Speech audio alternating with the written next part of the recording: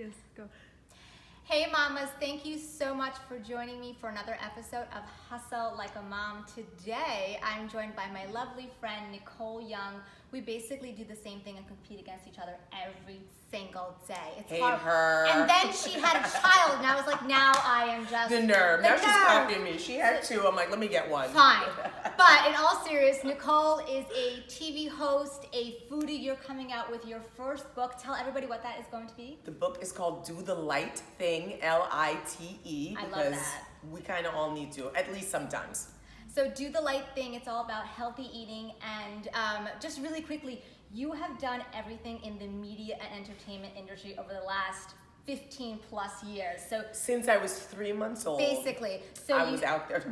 So you've styled, you've designed, TV correspondent, brand ambassador, and I want to talk about your mom life right now because your son now is 11 months old. 11 months old. So how has motherhood impacted your professional life, or caused a pivot, if you will? Well, in a lot of ways. Okay, here we go. And I would like to say that I think most of them are for the better, even though they don't always feel that way, because sometimes you can completely relate, when we are in these kinds of professions where you're literally hustling, pun intended, and it's all on you. You know, we're these like self-employed, we're these self-starters, if you will. So when you don't have a child to kind of rein you in, sometimes you can be like all over the place, and people want to pull you in all of those directions if you're willing to go that way. So it's changed my life in the sense, you know, being a mom, that I do have to be a lot more conscious of, well, what am I doing with what little free time I have? I didn't really have that much before. Now I literally have none. So it gives me that hard line. Like, you know what? No, I can't do that. No. So do you think that motherhood has sort of given you almost like a framework? Because I will say this, that I for a very brief period of time, I did the breastfeeding thing. I will not tell you if it's a good thing or a bad thing. It's different for everyone. It's a crazy thing, that's all I have to say about that.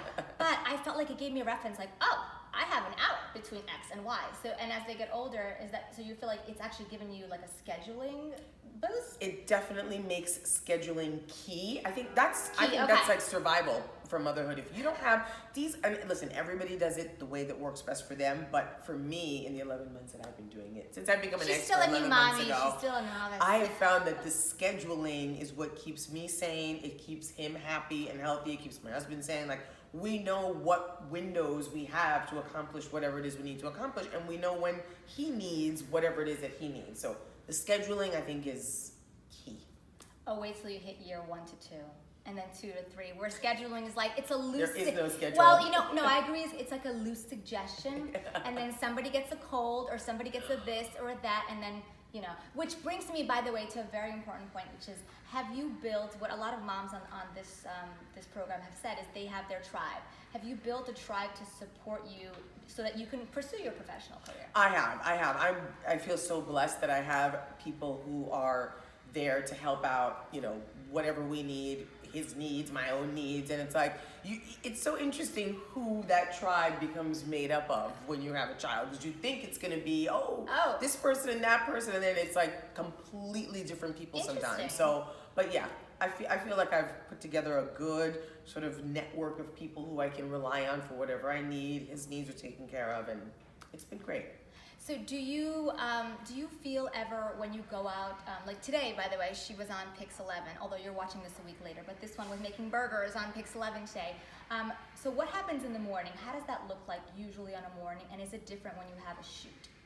Well, what's great about my son, and people sometimes, it's so funny, women, it's always like, you stick together in motherhood. But when you say what I'm about to say, sometimes they turn on you quickly. He's a great sleeper. No, that's fine. I am all about it. He's a great sleeper. So the mornings don't look that crazy. Like, I wake him up. He doesn't wake me up. God bless. Tomorrow morning, it'll be a whole other thing. No, don't 6 a.m. It'll be like, hey, no. I wake him up. So I actually get up before him, and I get some things done. I get emails done. I get a couple of essential things out of the way before he wakes up. Nice. And he doesn't wake up too early, which is nice. And then we have a little bit of playtime together. Then he goes down for a nap. Nice. So then that gives me some more time. Then I have some help that shows up to, kind of take care of the rest of his day while I get my work stuff done. So do you pop in and out? I do. Yeah, okay. I do. I have to, because I just feel like I'm there. So I don't want him to think that I'm like avoiding him or something. But if I'm not home, then, he wouldn't see me the whole day. So it's fine. My son so far has been very adaptable to kind of everything that we've, thrown at him or exposed him to. So the little guy is very helpful to me in that way.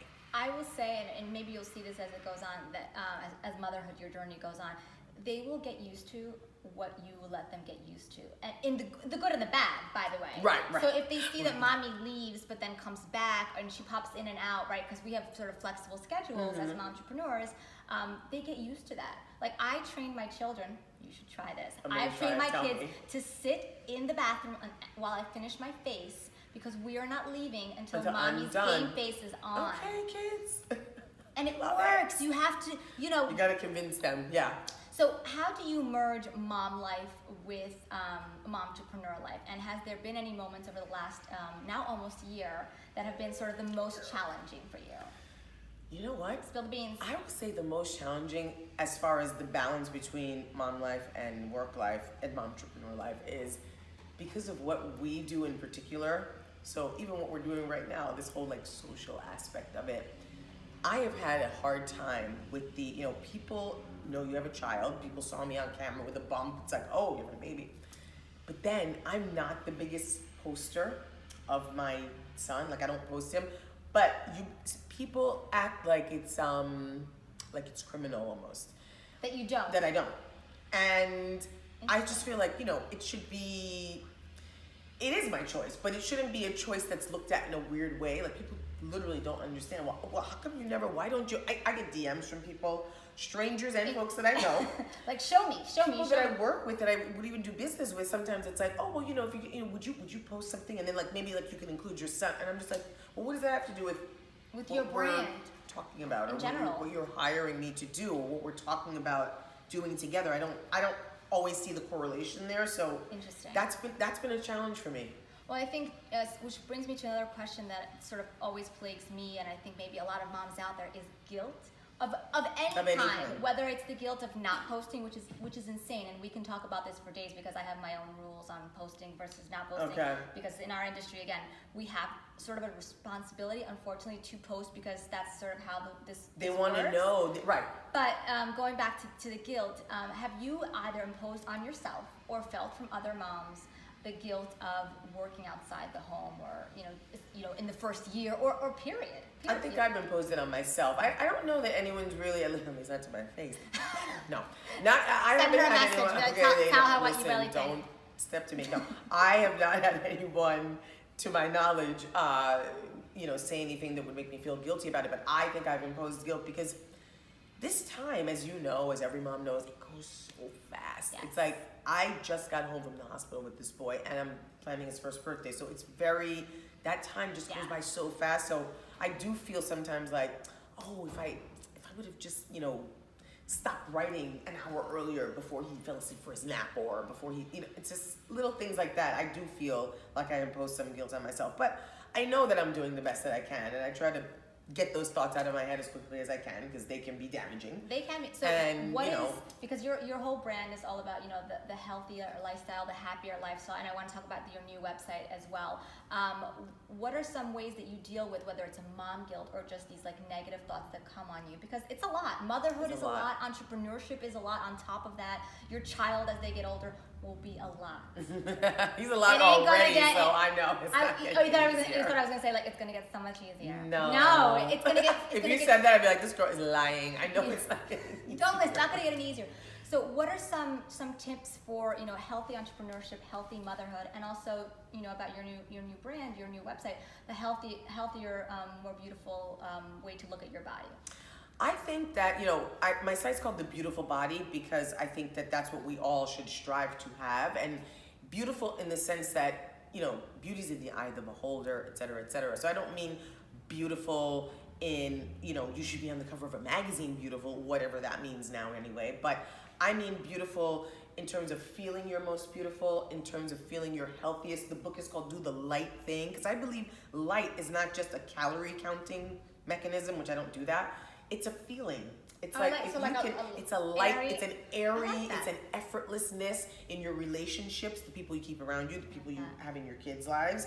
It's a light feeling. If you're, people think about comfort food, right? I don't know what's comfortable about something that makes you feel so tired and weighed Wait, down. I was gonna say not afterwards. light but heavy.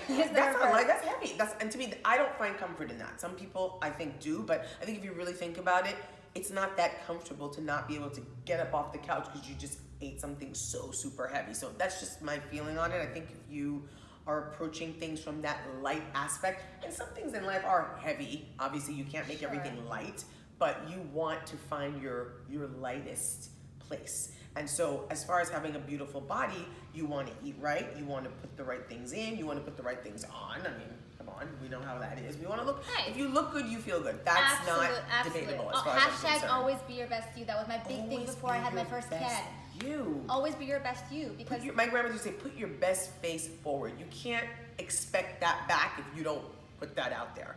So, and my grandmother, when I was in the hospital the first time I did not have my girdle yet, said, "Where's your girdle?" She's like, "Pamela, where is it?" oh, she said, put your best body forward too, okay? No, right? but Because it's it true. impacts your psyche. It really does, and the less time you have is actually the more time you have to put into making that happen for yourself. Because that's if a you good don't, point. I think we just had an Oprah moment on those quotables. The less time you have, the the more more time you put have, into you it. have to find it because it's not going to find you, and something bad will if you don't. So. So, how does the healthy lifestyle, impact you? We already know how it impacts you, but how do you think it's going to impact your son? As far as how he views you. Well, I would hope that my little guy would think that I'm somebody who's active. I don't want him to ever see me, lazy's a weird term because it's also subjective, but I would never want him to think that I was not always giving something my all at all times, whatever that is, whether that's exercising, whether that's, doing something that's intellectual, or I would always want him to think that I'm doing my hardest and giving it my hardest physically, mentally, and emotionally. I also want him to think that I keep good habits for my body, because for him, it's like right now, my husband and I, we're making baby food every day. We are trying to teach him every day, because I'm a weirdo. I like leftovers, but to me, leftovers is kind of like, okay, the next day, what's left over. So to me, if I'm making, the whole big batch food making idea that parents do, I get it. I know it works and it makes sense, but I don't eat that way, so it's hard for me. Easier I when they don't get want him older. to feel like he's eating something that's 5 days old. Like I don't like to eat something that's 5 days old. So we are doing the everyday. Everybody finds their happy Everybody formula life. finds what works for them. I'm not saying there's anything wrong with that. That makes perfect sense. It's just that in my crazy mind, I like to eat what I feel like is fresh. So I want him to kind of have that right now. So I want him to develop healthy eating habits. Whatever they are, they're going to change for him. He's going to make his own decisions, but I want him to see me eating healthy, and I want him to take that as well into his life. They see, they do. That's across the board. It is. Now, they True. see, they do. They being everybody who's watching us. Before we let you go, and by the way, stick around, check on my YouTube channel because this one's going to show us some clean, light drinks. Mama likes to drink. I'm just saying, at the end of the Mamas day, need a drink sometime. at the end and of that's the day, okay. there's nothing wrong with a glass of rosé. But before Or we vodka. that's fine too. But before we go there, I know there's a lot of momtrepreneurs that are watching or want to be momtrepreneurs. So what are some tips for somebody who's sitting there? Maybe they're at their office job, their kids are a little bit older, or they just had a baby. What's some advice for somebody that wants to just start something on their own, but it's a mom, it's tough. It's tough.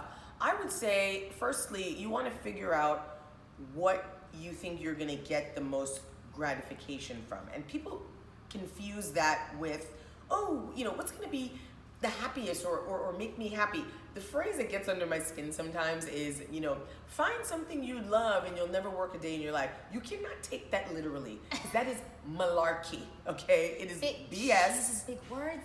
Listen, that's You my had a Joe kid and Biden you word. I still- use Oh, okay, because I was going to say, I stole that from Joe Biden. I lost Sorry, my I was brain like- cells. Oh, that's I a love- good point. I remember that now. That Malarkey. You said malarkey. I love Okay, that go word. ahead. And it's that's what it is. It's nonsense.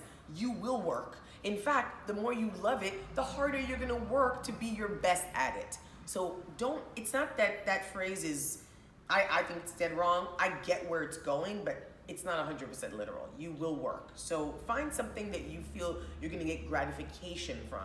Not that you're going to not have to work, because that's It's not true. It's a lie.